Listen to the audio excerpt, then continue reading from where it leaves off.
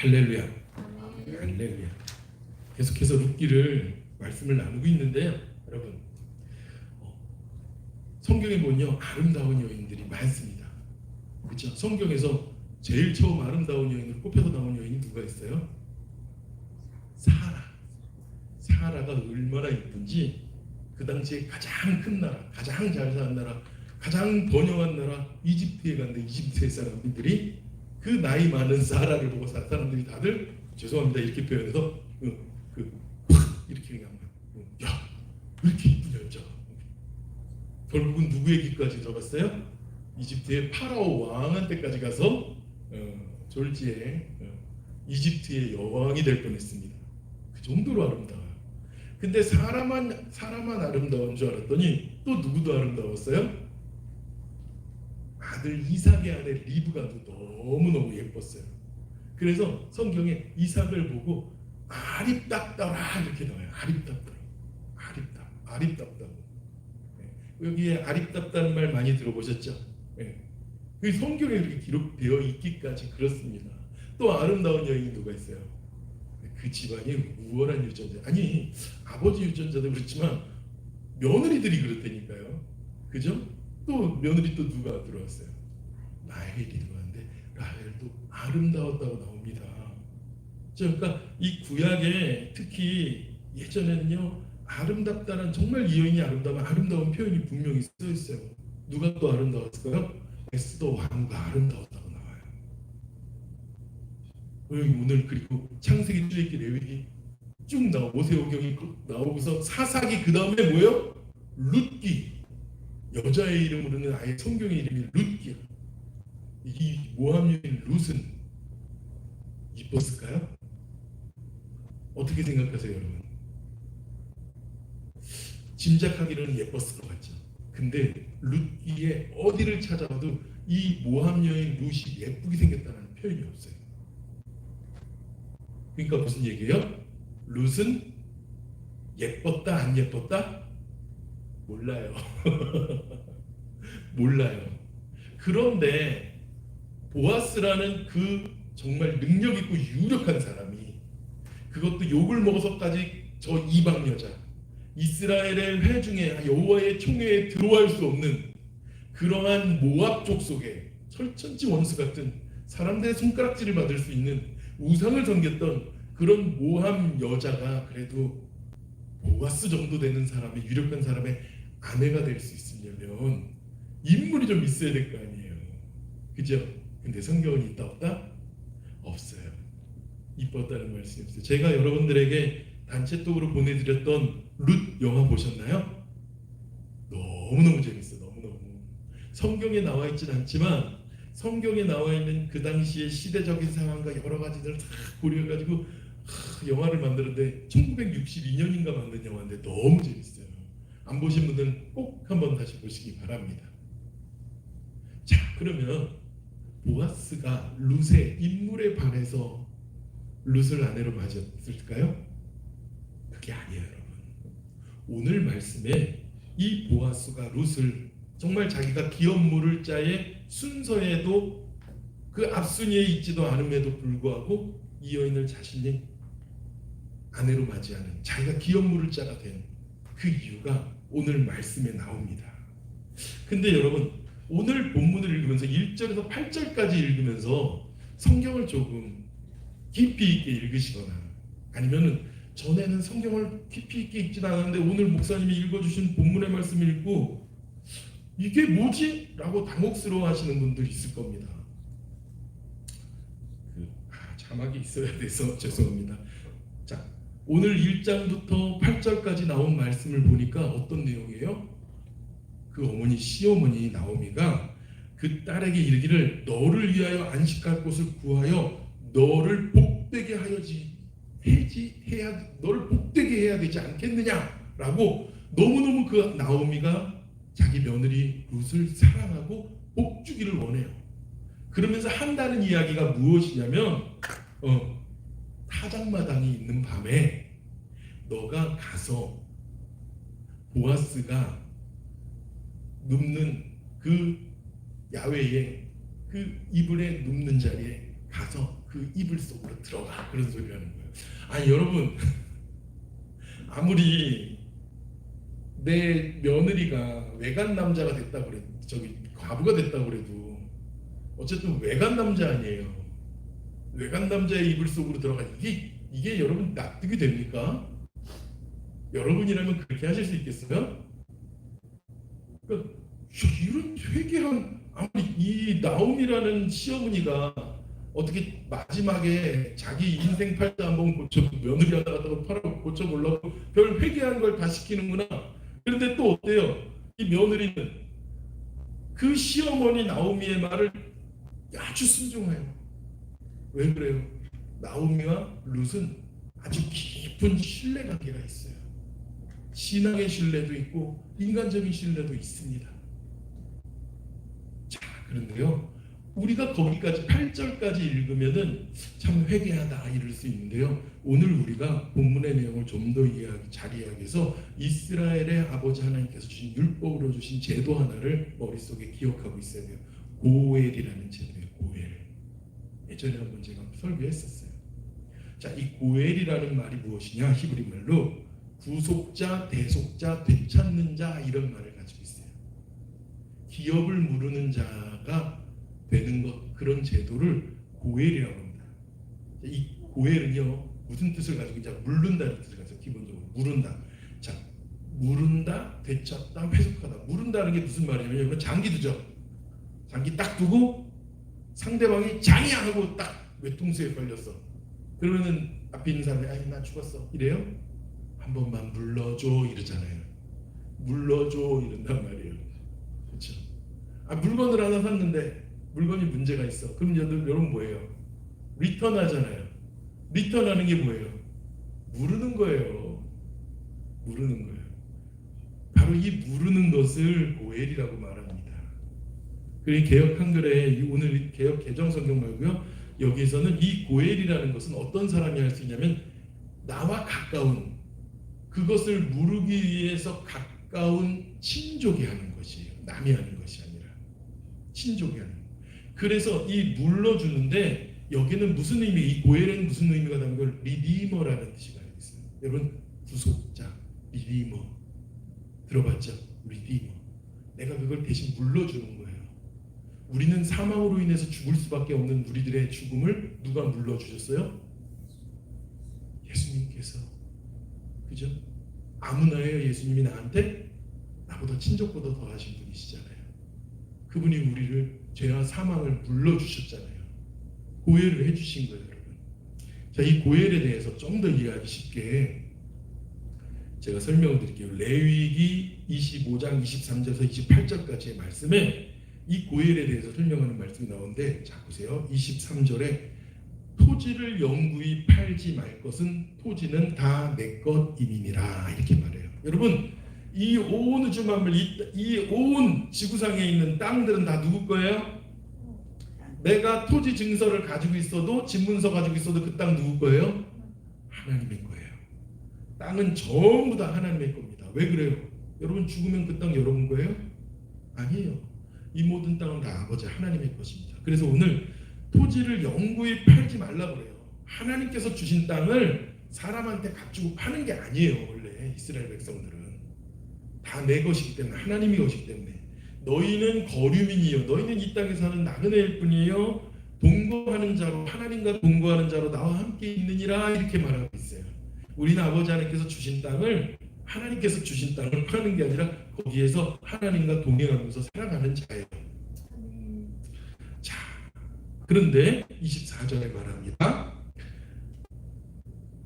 기업이, 너희 기업의 온 땅에서 그 토지 무르기를 허락할지니 이래요. 근데 그 땅을, 너에게 그 기업으로 준 그 땅을 무르는 것을 허락하신다는 거예요. 그러니까 뭔 일이 있었어?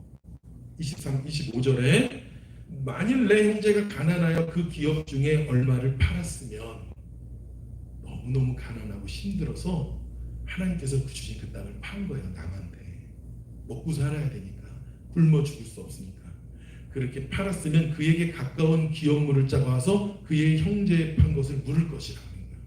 제가 너무너무 배가 고파 가난하고 힘들어가지고요, 이지혁 집사님에게 제 땅을 팔았어. 그리고 이지혁 집사님에게 그 돈을 받아가지고 먹고 살았단 말이에요. 그런데 저희 형님이, 한국 사는 저희 형님이 미국에 놀러 와서 이지혁 집사님한테 가가지고요, 땅 판값을 물고선 그 땅을 물러오는 거예요. 이해가 되세요? 예. 네. 그것도 누가 할 수 있어요? 제 가까운 친족만 할 수 있는 거예요. 이 김승호 목사님이 김 목사님 거 내가 대신 불러줄게, 이게 안 돼요. 저랑 친족이 아니기 때문에 저희 형님이 하셔야 돼요. 저희 누님이 하셔야 돼요. 가장 저랑 가까운 사람이 그걸 해줘야 돼요. 그런데 만일 내 형제가 가난하여 그 기업 중에 얼마를 팔았으면, 그렇죠, 거기까지 했죠. 예. 자, 그리고서는 만약에 그것을 물을 사람이 없고 자기가 부유하게 되어 물을 힘이 있으면 그래요. 근데 우리 형제도 없고 나 저는 혼자인데 내가 그 돈을 받아가지고 장사를 해서 돈을 많이 벌었어요. 그래가지고 이지혁 집사한테 다시 내 땅 내주세요 하고 딱 그렇게 찾아올 수 있겠죠. 예, 내 땅이 아니죠, 하나님 땅이에요. 그런데 이 사람이 너무너무 가난해. 너무 가난해서 차라리 그 땅을 이렇게 다시 찾아올, 물러올 힘이 없어. 그러면 어떻게 해야 될까요? 그러면 그 땅은 내 친족도 아무도 없고, 그러면 하나님께서요, 희년 때에 77이 49년이 지고 50년을 맞이하는 희년의 때에 그 땅을 원래 주인에게 돌려줘야 돼요. 이지혁 집사님 저한테. 제가 돈이 없어도. 그게 뭐예요? 하나님의 법이에요. 근데 그 희년 때는 어떠냐? 노예들이죠. 노예들, 팔려간 노예들도요, 내가 너무너무 가난해가지고 노예로 팔려가서 일을 했어. 그래도 노예들도 그 희년이 되면 어떻게 돼요? 풀어줘야 돼요. 자, 그리고 누군가 빚을 줬어. 빚을 줬는데 희년이 때가 되면 어때요? 그 사람 빚도 다 탕감해줘야 되는 거예요. 하나님께서는요, 그 고통에, 노예의 고통에, 빚진 고통에, 땅이 없는 고통에, 그 가난의 고통에 오래 놓이기를 원하지 않으셨어요. 그는 희년의 은혜입니다. 근데 여러분, 이지혁 집사님이 딱 그런 마음이 생기는 거예요. 딱 희년이 다가오는데 아무래도 요거 내가 와가지고 내년에 줘버려야 된단 말이야. 그죠? 그리고 희년이 되는데 내가 돈 들여가지고 힘들게 사온 노예를 이 사람이 풀어주면은 내년부터 농사는 누가, 소는 누가 키워? 그죠? 그렇게 된단 말이죠. 아니 내가 노력 열심히 해가지고 내가 고생해가지고 번 돈 가지고 이 사람 꿔줬는데 이 사람 하나도 안 갚다가 희년에 희년이다 난 잘다 이런단 말이야. 괘씸해 안 괘씸해요? 괘씸하죠. 그 누구에게 양심이 달려있어요. 갚아야 되는 사람의 양심이 되게 중요한 거예요. 노예는 그 정도 일했으면 풀어줘야 돼요. 근데 사람들은 또 어떨까요? 열심히 다 부려먹고 다 했는데 어떻게 할까요? 가까워.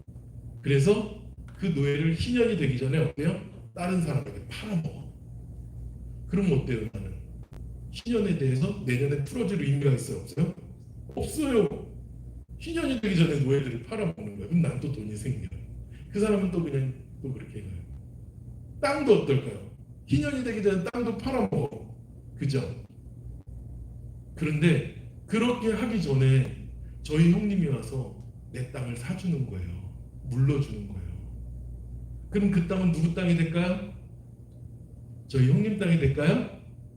아니에요. 이 고엘은 뭐냐면요, 가까운 저희 형님이 와가지고 그 땅을 물러줘요. 야, 물러주세요. 그리고 가져왔잖아요.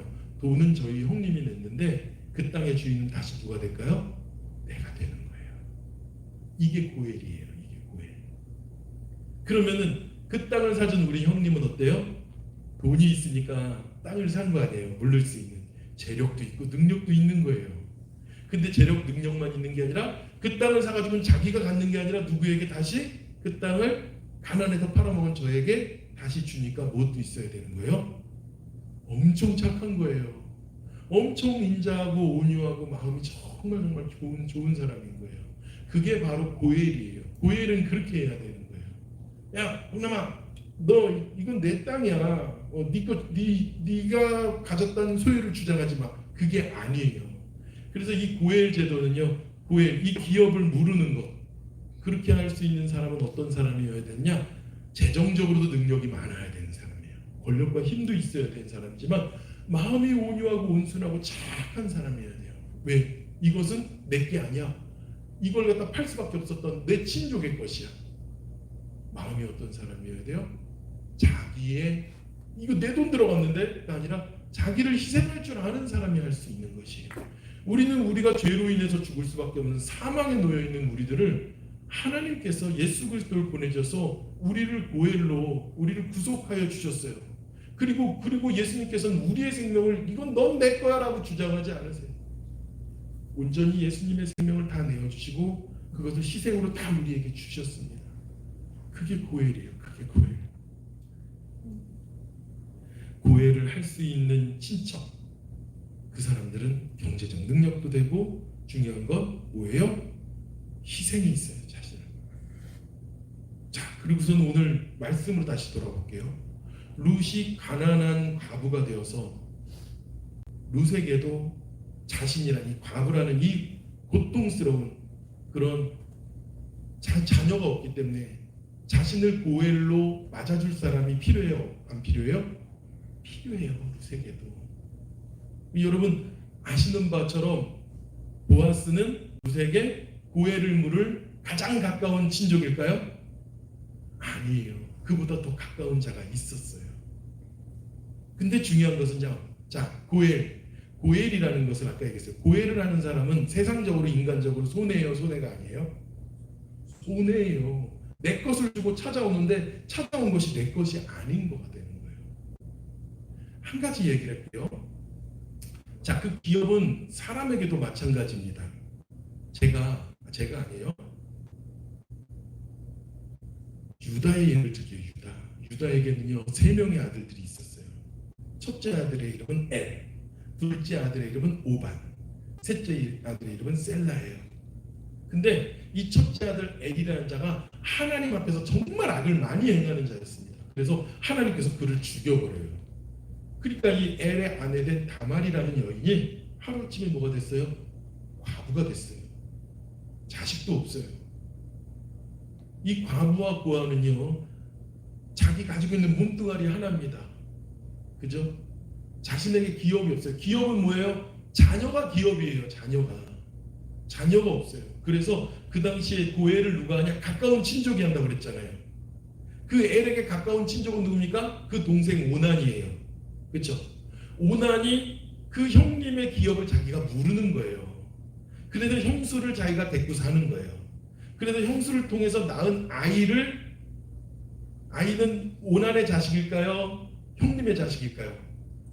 생물학적으로는 오난의 자식이지만 형님의 자식이 되는 거예요. 형님의 기업이 되고 자기 소유가 아니에요. 그리고 그 형수랑 같이 살아가지고 막 형수의 자식들이 막 농사짓고 같이 그 집 가가지고 막 일을 다 해줘가지고 일군 재산들이 동생 오난의 것일까요? 형 엘의 것일까요?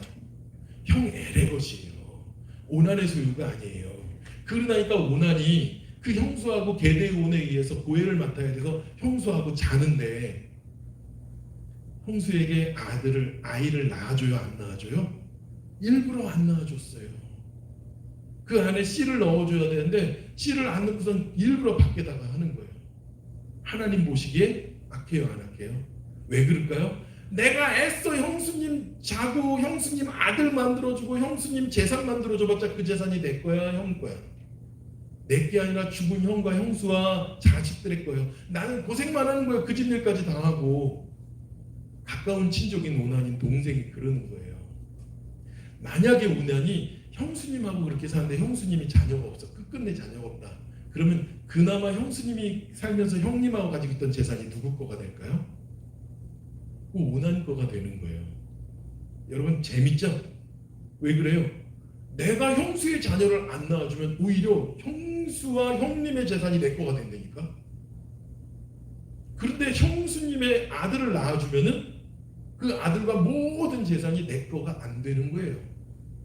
철저히 고엘이라는 건 나의 희생을 바탕으로 해야 되는 거예요. 그런데 오난이라는 동생이 그렇게 했어요? 안 했어요? 안 했어요. 그러니까 하나님이 보시기에도 악한 거야. 그래서 오난도 하나님께서 죽입니다. 그리고서는 유다가 자기 며느리 다말한테 아들 엘도 죽었고 오난도 그렇게 죽었어요. 얼마나 기가 막혀. 아들 둘이 다 죽었는데. 근데 보니까 이 싹수가 노래 내 자식들이 보니까 이 형수 그렇게 고엘로 갔다가 섬기거나 자기 희생을 할 그럴 것 같아 보이지도 않아. 막내 아들 보니까 아직 어리다는 핑계를 대고선 야 우리 막내 셀라는 아직 어리니까 너희 고향 딥나에 가서 지내거라. 우리 아들 셀라가 막내가 셀라가 잘하고 좀 장성하면 그때 와가지고 있잖아 너랑 같이 또 이렇게 그렇게 계대원을 갖다가 고해를 맡게 할게.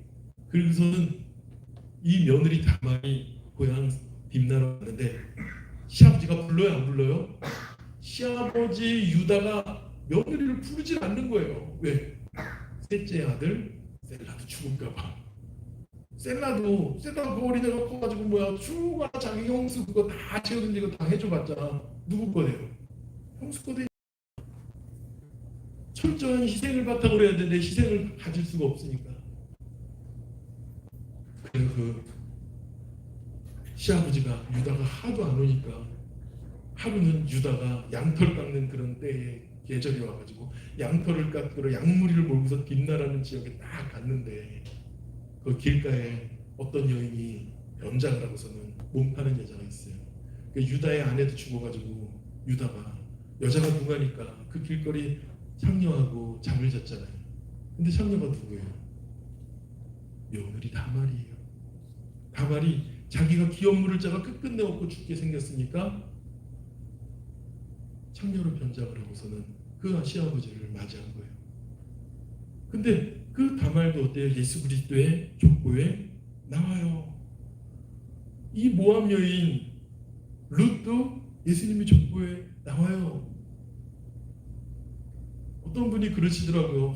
왜 하나님은 참 그 사람들 민망하고 창피하게 거기다가 왜 예수님의 족보에다가 이름을 그렇게 그 부끄러운 역사를 올리고 이방 여인의 이름을 올리고 막 이렇게 그렇게 올리셨을까? No. 예수님은 깨끗하고 대단하고 왕족이고 이런 가운데 오신 게 아니라 바로 인간의 더러운 죄의 역사 가운데 오신 거예요. 그게 우리의 모습이에요. 그런 부끄럽고 창피한 죄라는 가운데 예수님께서 이 땅에 오신 거예요. 납주셔서. 그 죄 가운데로 들어오신 것이 우리에겐 무엇입니까? 은혜예요. 은혜. 그런 모든 것을 감수하고 희생하고 능력 있으신 하나님께서 이 땅에 우리를 위해서 오신 것이 무엇입니까? 고엘이에요. 아멘. 아멘. 자, 그런 측면으로 본다면 이방 여인인 이 룻이 아무것도 없는 이 룻이라는 여자를 보아스가 고해를 한다는 거는요. 한 가지 아까 전제 조건은 뭐라고 했어요? 룻이 이뻤다 안 이뻤다? 아니 모른다니까요. 근데 분명히 이뻤으면 성경에 기록이 됐을 거야. 그러니까 엄청 이쁜 미모도 아니었을 거란 말이에요. 그럼에도 불구하고 보아스는 룻을 아내로 맞이했어요. 왜 그랬을까요? 룻을 보니까요. 너무너무 귀하고 존귀한 여인인 거예요. 자, 룻이 보아스의 밭에 와가지고 약 3개월 정도 보리 추수할 때부터 밀 추수할 때까지 밀 추수를 마칠 때까지 계속 이삭줍기를 했습니다. 그러던 어느 날 시어머니가 얘기하는 거예요. 얘야, 너가 정말 복받기를 원한다. 그런데 있잖아, 어떻게 해야 되냐면은 보아스의 밭에서 이제 다 밀을 걷어들이 넣어서 보리를 다 걷어내서 이제 보리 타작을 하고 저기 타작마당에서 밀 타작을 할 때 그 타작마당에서 사람들이 낮엔 어때요? 타작을 다 하는데 저녁이 되면요 이스라엘에 동풍이 시원하게 바람이 불어옵니다. 그 시원하게 불어오는 그 바람이 부를 때 뭐 보리를 까부는 거예요. 키에다가 그냥 쭉쟁이 알고 막 이 가시래기들이 다 날라가지 알고 그 밀 까부르는 그때에 다 하고 나서 곡식 나달을 갖다가 다 모아놓을 거 아니에요. 자, 밀밭은 성 안에 있는 게 아니라 성 밖이에요. 성 밖에서 그 밀을 다 보리를 다 그걸 갖다가 까부른 다음에 다 쌓아놓고 이 일꾼들은 다 어디서 잘까요? 밖에서 자는 거예요. 그 쌓아놓은 밀들을 놓고 몇집 단돈을 놓고 그 밤새 그 밀을 지키기 위해서 밖에서 자요. 얇은 이불 하나 덮고서. 그런 그 밤에 거기서 이제 추수를 고되게 1년 동안 농사했던 그 고된 추수를 마치고서 사람들이 먹고 마시고 힘나게 그렇게 하고 이제 밤에 그 볏짚 위에서 누워서 잘 때 먹고 마실 때 가지 말고 잠들고 난 후에 며느라 가서 그의 발치에 조용히 누워. 여러분 아무리 시대가 좋아졌다고 하지만 외간 남자의 발치에 이불을 들쳐서 들어가서 누워서 자라고 말하는 시어머니가 여러분 이해가 가십니까? 그런데 뭐예요? 무엇하기 위해서? 바로 이 보아스가 룻을 아내로 맞이하기 위해서, 오해를 하기 위해서, 그리고 손바닥도 마주쳐야 소리가 난다고 뭐 사인이 있어야 될 거 아니에요. 그렇잖아요. 근데 이거는 굉장한 모험이 필요한 일이에요. 용기가 필요한 일이에요. 왜 그래요? 그 당시는 말할 것도 없는 거예요. 요즘도 그렇지만 어떻게 외간 남자의 이불 속에 들어가냐고요. 병을 칠 일이지 목숨을 빼앗길 수밖에 없는 일입니다. 율법에 의하면요. 그렇게 해서 이불을 들치고 들어갔는데 자다가 보니까 느낌이 이상해서 후다닥 보니까는 누가 누워 있어요? 누구냐? 깜짝 놀라가지고 그가 얘기하니까 뭐라고 말합니까?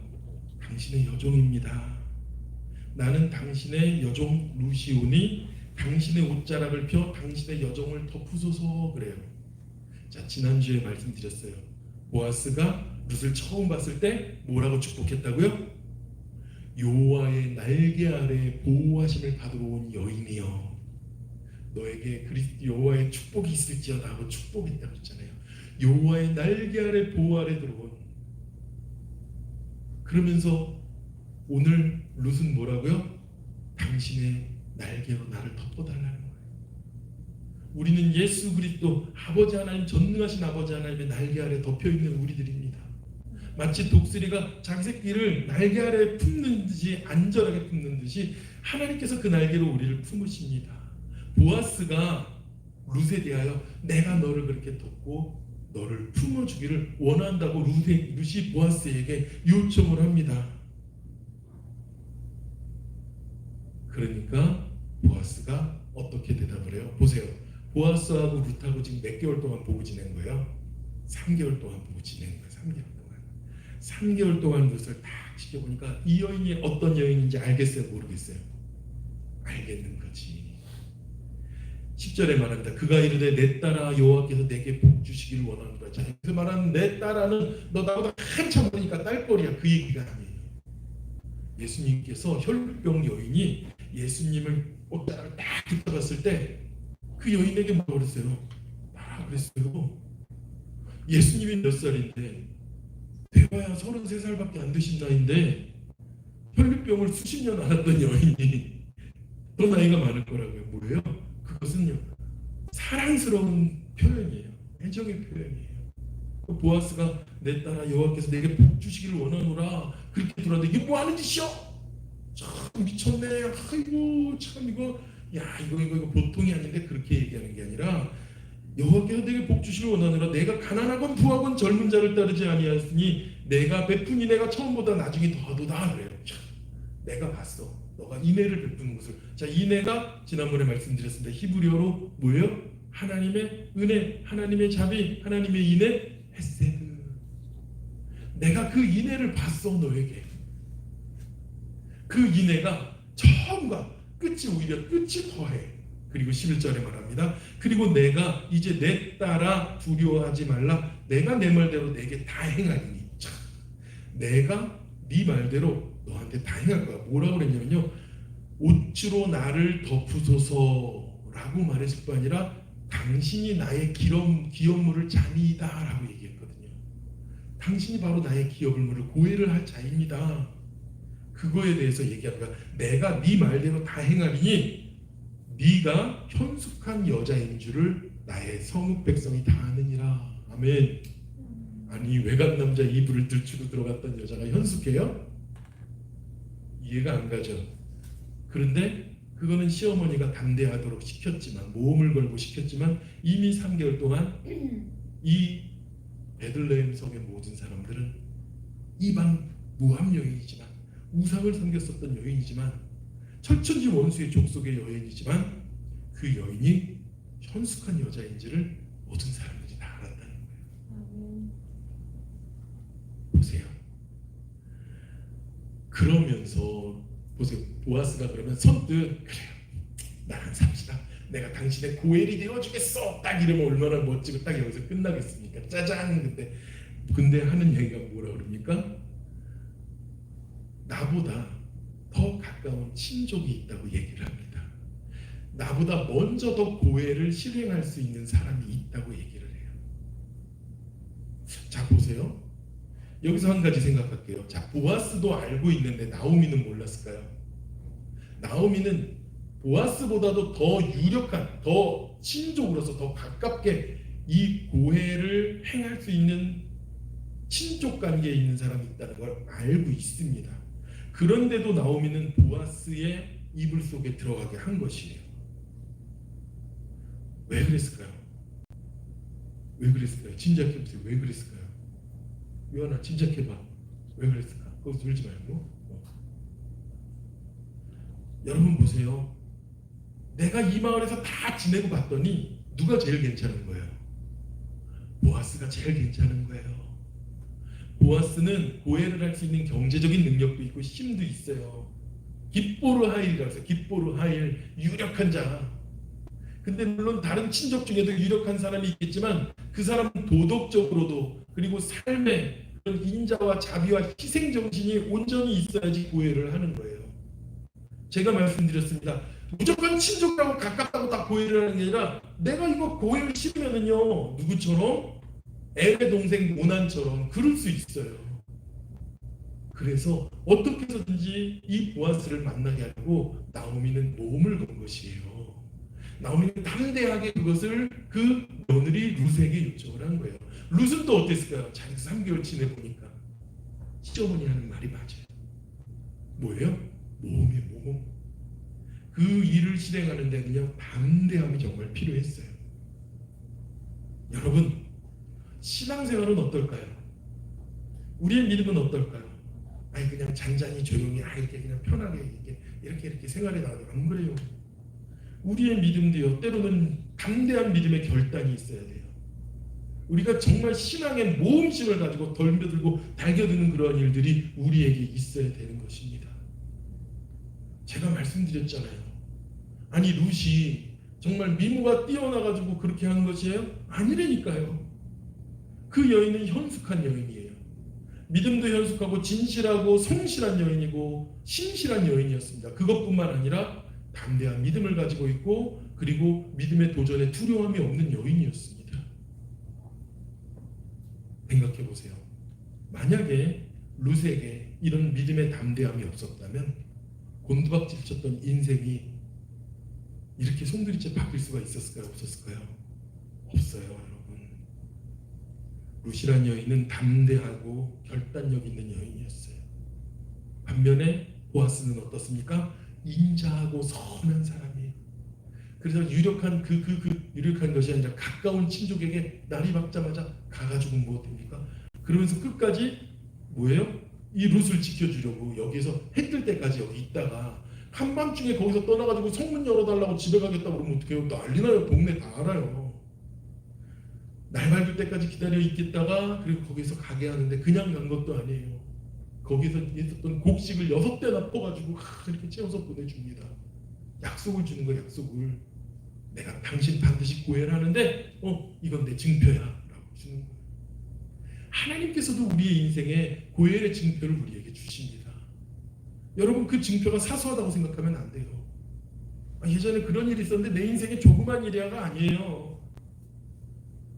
예전에 우리 그랬는데 그런 잘 지나갔지. 그래 겨우겨우 잘 지나갔어. 그냥 그렇게 지나가면 안 돼요. 아버지 하나님께 더욱더 믿음의 모험을 가지고 믿음의 담대함을 가지고 우리가 영적인 싸움을 하면서 살아나가야 됩니다. 그래야 아버지 하나님께서 은혜를 넘치도록 부어주시는 거예요. 신앙도 담대한 결단과 때로는 모험이 있어야 합니다. 아멘. 아멘. 자, 보세요. 만약에 그래서 룻을 조용히 내보내 그렇게 보내주지 않으면 어떤 일이 생기냐면요. 자, 기업 물을 사람한테 딱 갔더니 내가 고해할게 그러는 거예요. 그럼 보아스와 맺어져요? 안 맺어져요? 안 맺어져요. 그렇죠? 그런데 사람들이 쑥덕거리는 거예요. 야, 보아스랑 그렇고 그랬대. 한 입을 덮었대. 그럼 어떻게 되겠습니까? 이 여인에게 돌이킬 수 없는 위험을 주는 거예요. 담대하고 위기 가운데 모험을 거는 신앙을 했지만 이 나오미에게는, 그리고 나오미뿐만 아니라 룻에게는 더욱더 큰 위기가 닥쳐온 거예요. 그러나 보아스는 어땠습니까? 이 여인을 끝까지 살리고 보호하려고 그가 붙잡습니다. 여러분, 우리도요, 우리 신앙의 말씀을 정리하도록 하겠습니다. 믿음의 담대함, 룻과 같이 담대한 믿음의 결단이 있어야 될 줄 믿습니다. 때로는 우리의 신앙에 믿음의 모험을 가지고 아버지 하나님 앞에 주님만 바라보고 흔들림 없이 나가야 될 줄 믿습니다. 여러분, 어떤 사람이 그랬어요? 아브라함이 그랬어요. 아브라함은 정말 자신의 갈 바를 알지 못하고 본토 친척 아비의 집을 떠났어요. 오직 누구만? 아버지 하나님의 뜻과 아버지 하나님의 계획, 내 계획이 아니라, 그는 내 계획이 충돌할 때에도 있었지만 아버지 하나님의 뜻을 따르는 담대한 믿음을 가졌기 때문에 믿음의 조상 아브라함이 된 거 아닙니까? 여러분, 다니엘은 어떻습니까? 세상 사람들이 다들 우상인 게 저래고 그것이 맞다고, 우리는 노예로 끌려온 자들이라고 식민지 사람들일 뿐이라고 말하지만 그는 신앙의 진리를 지켰어요. 아버지 하나님 앞에 믿음의 길을 그 믿음의 충정을 지킵니다. 당장 그가 정말 그 하나님의 진리를 거스르는, 어긋나는 그러한 일에 조용히 따라가고 갈 수도 있었겠지만 그는 세상과 맞서는 담대한 믿음을 가지고 있었어요. 여러분, 에스더는 어땠습니까? 에스더야말로요, 자신의 내일이 어떻게 될지 모른 자고 왕 앞에 자기가 부르지도 않았는데 나갔을 때 정말 죽임을 당할 수도 있었던 일인데 자신의 민족을 살리기 위해서 불확실한 미래 앞에서 오직 아버지 하나님만 바라고 나갑니다라는 믿음으로, 담대한 믿음으로 나갔던 여인이 에스더 아닙니까? 노아는요, 온 세상 사람들이 다 조롱했어요. 저거 미쳤다고요. 그런데 아버지 하나님께서 약속을 주신 그 약속 흔들리지 않고 아버지 하나님 앞에 담대한 믿음으로 나갔습니다. 오늘 루시오, 담대하게 믿음의 모험을 하는 여인으로 우리에게 나옵니다. 그렇다면 우리는 어떻게 해야 될까요? 그냥 위험 조금 감수하고 말지 이 정도가 아니에요. 하나님의 성품과 약속을 믿고 우리도 그런 담대한 믿음 가지고 우리의 삶의 현실 속으로 뛰어들 수 있어야 되는 거예요. 여러분, 편안하고 안락한 신앙에서 벗어나서 우리 담대하게 믿음에 도전을 했으면 좋겠습니다. 룻은 담대함으로 보아스에게 나갔습니다. 우리의 삶의 믿음의 담대함과 모험이 반드시 있기를 원합니다. 보아스를 예수 그리스도의 예표라고 말씀드렸습니다. 보아스에게 담대하게 다가간 룻을 보아스가 맞아 죽었어요. 그러면 보세요, 여러분, 예수님께서 담대한 믿음으로 나가는 우리를 어떻게 하실까요? 보아스도 룻을 맞아줬는데 예수님은 우리를 맞아주시고도 남으세요. 우리의 해결되어야 될 고혈의 문제를 예수님께서 들어주시고 응답하시고 책임져 주십니다. 우리의 모든 악하고 어렵고 힘든 문제들을 물러주십니다. 이 시간 우리 함께 기도하기 원하는 것은요, 하나님, 내가 믿음의 담대함을 가지고 세상에 맞서고 담대한 믿음으로 주님께 나가길 원합니다. 간절하고 절박한 룻처럼, 나오미처럼 아버지 하나님, 그 기업을 책임졌던 보아스가 하나님, 내 모든 상황과 문제를 맡아 주시옵소서. 아버지 하나님의 성품과 약속을 믿고 룻과 같이